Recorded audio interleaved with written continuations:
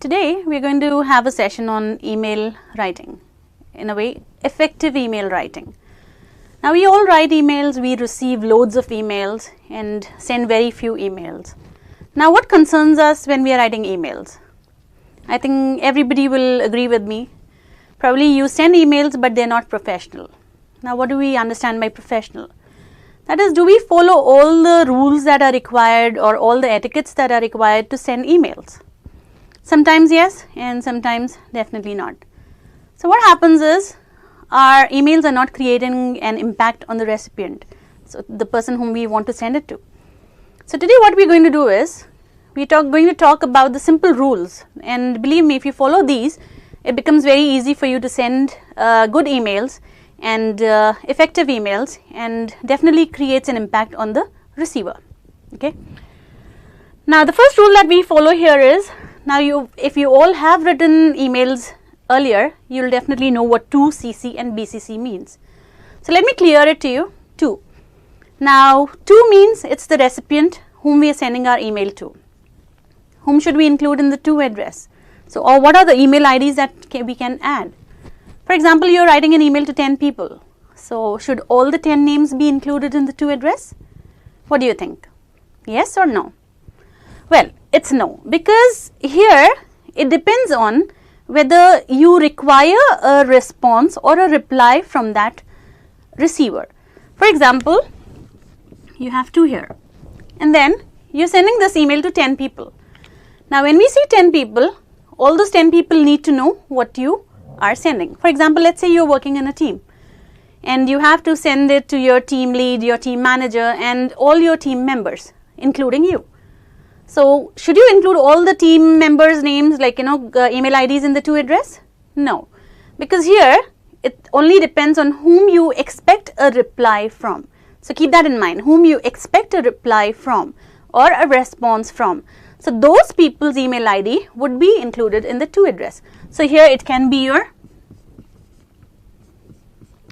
team manager or your team lead. So now what do you include in the CC list? Now if you know, CC list means carbon copy. That means there are other recipients to this email and you also want them to know what you are sending. But you don't expect a reply from them. They don't have to respond to your email. So all your other team members, for example, say 17 members, they can be included in the CC list. Or if you want, you can send a copy to yourself too.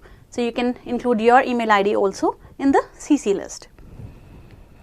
Now next is the BCC list.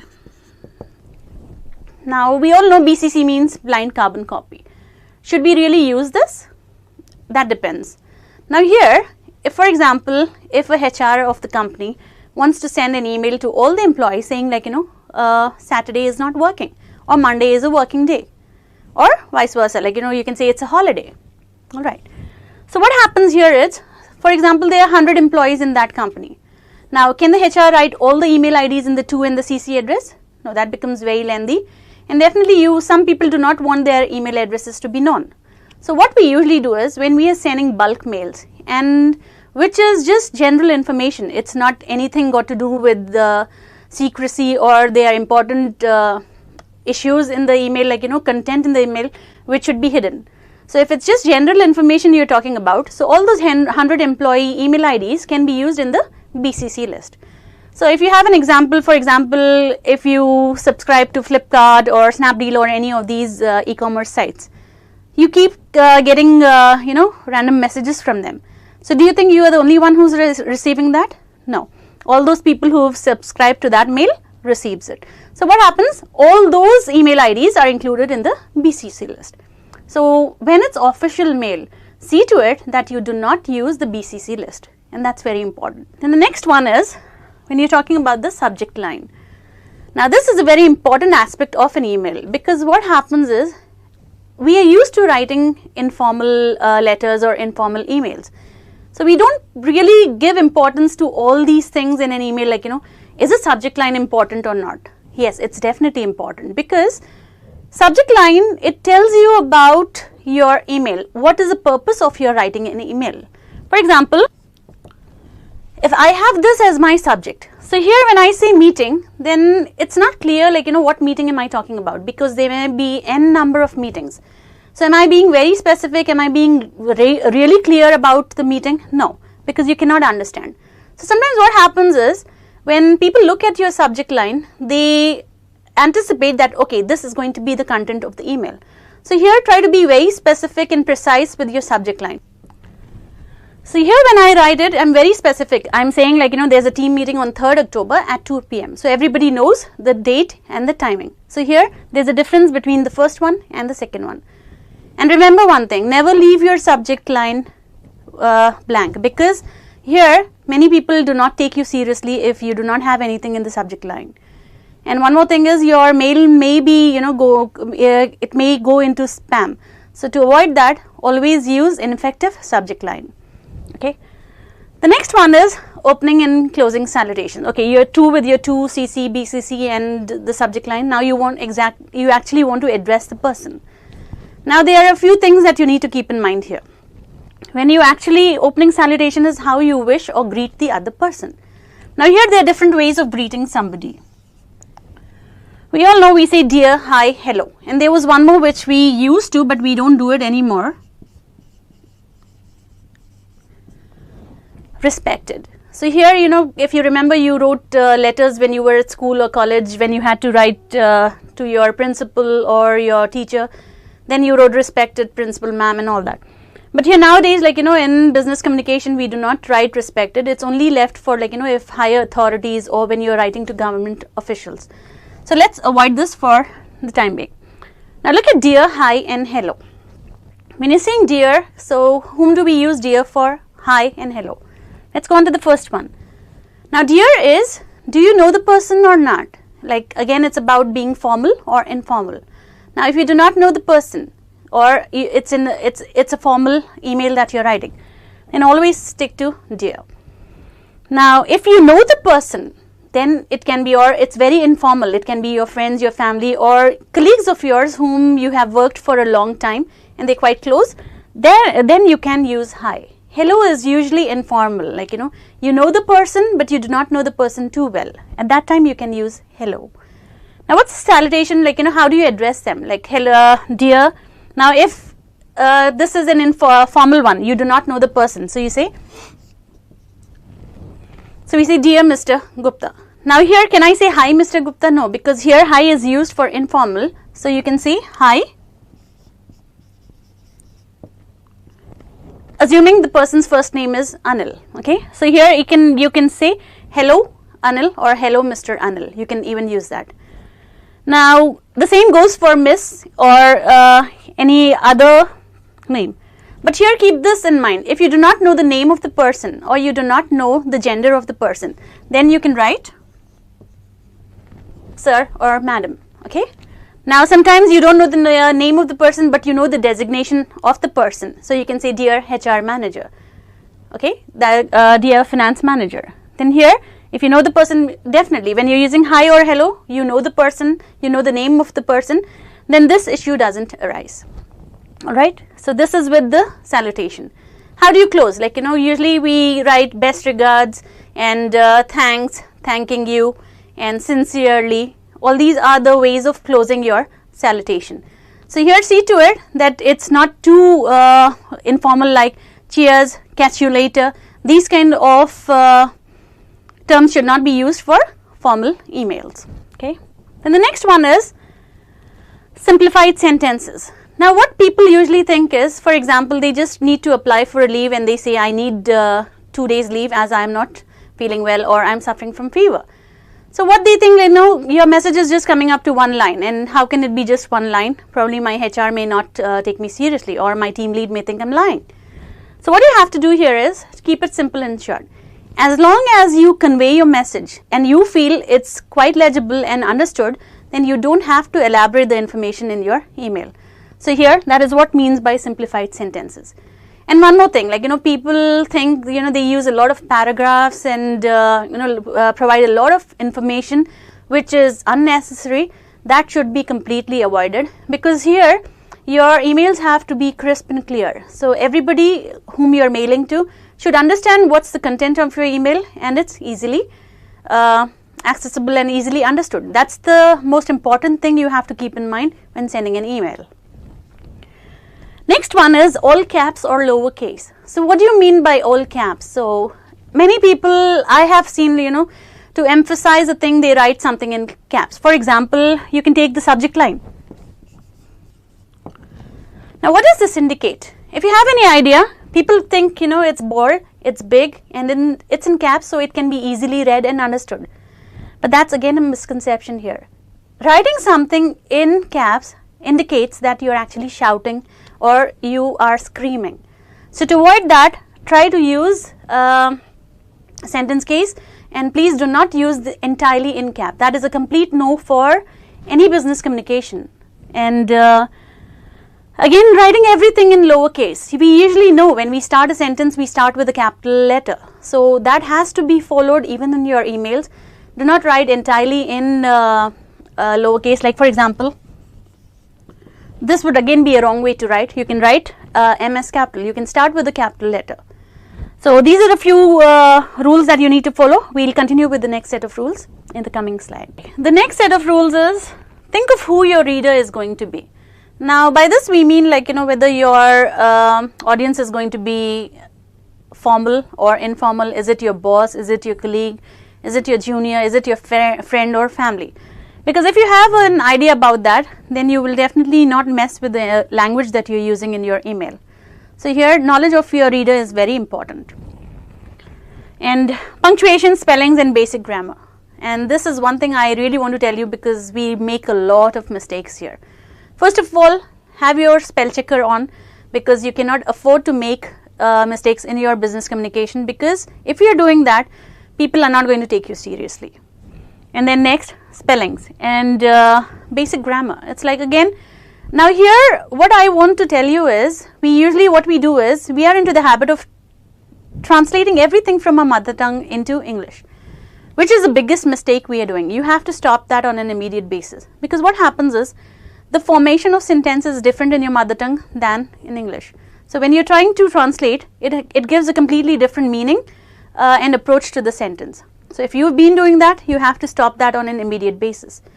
And here, now one more thing that I would like to tell you about is we all are into using instant messages or SMSs or using a lot of messenger services. Now if you can believe me, it's like many of us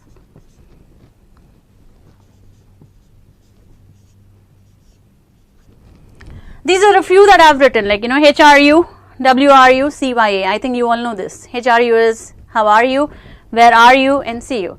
Now, can you use this language in your business emails? No, you cannot, because here you get so used to it, and what happens is when you're actually writing emails, you forget the fact that it is a formal email and you should not be using that kind of a language. So please keep in mind that this has to be avoided from the beginning. Now what happens, I usually say is, okay, even if you keep a look at this, I have noticed a lot of people writing. So even if they don't want to use the UI and all these short forms, they would usually write, I would like to tell you. So what happens is, instead of YOU, you're again writing you there. So please be careful when you're using this, or when you're using formal mails. You have to avoid these kind of errors. Next is font size, type, and color. Sometimes what happens is you receive emails which are very big in font size, and probably you think my receiver may want to look at it in a bigger way and want it more colorful. Please no. Here we are talking about formal emails and not informal. So the font size is usually stick to the default font that you have. That's usually 10. And 8 would be too small, 12 would be too big. So 10 is the default font size that we look at. Now what is the type? Here keep in mind, you don't have to make your email look creative or artistic. Here stick to the normal one, usually the Arial or Vedanta. That's what you can do. And please do not use italics, and this is a big no. People tend to use italics, which is not the right thing to do. And color, people think like, okay, this is very important information, I change the color for this, I keep this in bold. That should also be avoided, because here it has to be as simple as possible, whereas the only thing that you want to do in an email is send it to the person, and the matter is more important than making it more creative. Next is use of emoticons. Now we all like to say, I'm very happy for the appraisal that I got last week. So here you are having a big smile, and it's like, I don't know, all these celebration things and all that. So please avoid that. That is completely restricted to your personal emails or your informal emails. So even if you're very happy at something or sad about something, you don't have to express your feelings through emoticons. That is simply not allowed in professional emails. Now use a bullet or numbered list. When do we use these? It's if you have a lot of information to provide. Now rather than writing all your entire email in paragraph form, it's always better to use bullet list. Now here go by the simple bullet list, or if you want to use the numbered list, go by 1, 2, 3, 4. But see to it that you maintain that uniformity throughout. So if it's the bullet list that you're using, it has to be bullet everywhere, and if it's a numbered list, it has to be the numbered list. Now why we use this is because the information is more clearer and the person is able to understand or intercept whatever you're trying to say. And because there are no paragraphs, the information doesn't seem complicated. It becomes very simple and clear. So whenever you have to provide more information, it's always better to use bullet or numbered list. A few more rules to remember is when writing an email is, what's the appropriate time to reply? Now you receive an email. So when should you reply? Is it immediately, or should you take 1 or 2 days to reply? Well, the effective time is from immediate to 48 hours, usually 24 to 48 hours. So it shouldn't go beyond 48 hours. So that shows like, your promptness and your eagerness to actually send a reply or respond to an email. Now, for example, I'll give you like, you wanted to apply for a job and you received an email from them and saying like, reply within 2 days. But you are not in the habit of checking your email. So what you do here is like, you open your email after 2 days. So here the time is already gone. So you cannot say, okay, no, I received it, or I actually opened my email 2 days later, so can I send it now, or with apologies you're sending an email. But your chance is already lost. So don't expect like, if you don't reply within the time frame, so a lot of things would be at a loss. Reply and reply all. What do we mean by this? So it's usually what happens is, as I said, like, when we are sending an email to 10 people, so should we reply it to all? Now see to it that it should be to the actually the sender who sent it to you. You should actually reply it to that person. So what happens is, because we know whom we write in the to address, that person has to respond. Everybody doesn't have to respond. So reply all means it can be unnecessarily mails sent to other people where they don't want to be there or they don't want to receive that email. So it's highly necessary or completely necessary, then you can reply all, but otherwise stick to the reply option. Now attachment. Usually what happens is we always have a sign where we have a clip of an attachment. We know that this email has come with an attachment. But here it's your responsibility. When you're writing to somebody, let them know that you have attached something with the email. So that, because usually the attachment is at the end of the email and sometimes they overlook that attachment. So it's always better to inform your receiver that please find attached, or like please find my resume attached, or please find the document attached. And when you're doing those attachments, see to it that the files are not larger in size, or if that's the case, then you have to zip the file so that they can open it conveniently. Next is forward. Now this is a very good habit that we have actually. What we do, we subscribe to a lot of sites and we receive we keep receiving n number of emails on a daily basis. So for example, you subscribe to a health site or somewhere where you get good offers and all that. What we usually do here is, when we get something like this, we always want to share it with others. So we send it to our friends, we send it to our colleagues. Never do that, please. That's a big mistake, because what happens is you have to act professional here. You cannot say, okay, fine, I received I'm benefiting others by it. No, they don't want your benefits. But here it's always better to ask permission from the other person that I receive these kind of emails. Can I forward it to you. So that would be a right thing to do, because if you have their approval, then take the liberty of forwarding the emails. Otherwise, keep your charity to yourself. You don't have to do it for anybody. Okay. Now, proofread. What is proofread? It's like you've written an email, you've taken pains to write an email. Now you are in a hurry to send the email. And exactly this is what happens. The moment we finish writing an email, we just want to click on the send button and our job is done. Now that's a big mistake we are making, because what happens is, when we are writing an email, proofreading is very important. We need to first ask, is the purpose met? Why have we written an email? Now, are we sending it to the right person? All these things. And read your email again, because here that's how you're going to locate the mistakes that you have made. So if you read that, then okay, so there is something wrong with the sentence here, or the tone is not correct, it looks more formal or it looks more informal. So that is what makes you understand whether your email content is up to the mark or not. So once you have decided, or once you've proofread it, the final thing that you have to do is just click on the send button, and then your email is sent, and that's your job done. Now here, after sending, please don't be in a hurry, it's like, because you may be prompt in your replies, but don't expect because you're doing that, you expect the other thing, the same thing from the other person. So what you usually is, you call the person and you say, did you receive my email? And why aren't you replying? No, please give them some time, because we know what the time frame is to actually send an email. But one more thing you have to keep in mind, if the information is very important, or there is a lot of information which cannot be conveyed through an email, it's always better to use instant messages or directly call the person. That's the best option, because again, through email we may not be clear in our content, then that creates some more confusion. So now what we're going to talk about is a few general tips which you have to keep in mind to send or to write effective emails. Now let's look at a few general tips, which you should keep in mind, once you've written your email, or what should be always there on your priority list. Be prompt in your reply. Please never delay writing emails, or postponing it, saying I'll do it tomorrow, day after. But when you have the time, so see to it, keep checking your emails at least twice a day. That should happen. Maximum, no limit.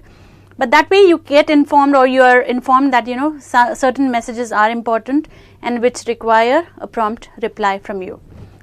Next is, never write or respond when angry. This is one mistake we always do. It's for example, your boss scolded you, and you can't go and talk directly to your boss and you say you write a big email saying I won't leave you, I'll do this and blah blah blah and all that. Please do not do that, because that would be valid proof against you if you ever happen to do something like that.